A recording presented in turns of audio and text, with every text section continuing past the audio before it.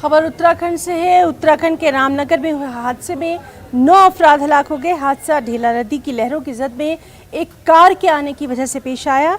लहरों की जद में ये कार आई, पलट गई। 4 लाशें बरामद की गई हैं, 5 की तलाश जारी है। राहत कार्य का काम जारी है। एक लड़की को बहिफाजत जिंदा निकाला गया, उसे अस्पताल में एडमिट करवाया गया। रामनगर की ढेला नदी में सुबह सुबह कहर बरपा है। रात हुई बारिश 2 बजे बाद बारिश बताई जा रही है कि यहाँ हो रही थी। उसके बाद जो बारिश हुई है उस बारिश में ढेला नाला अपने पूरे उफान पे था। आप देख सकते हैं मेरे पीछे ढेला नाला है।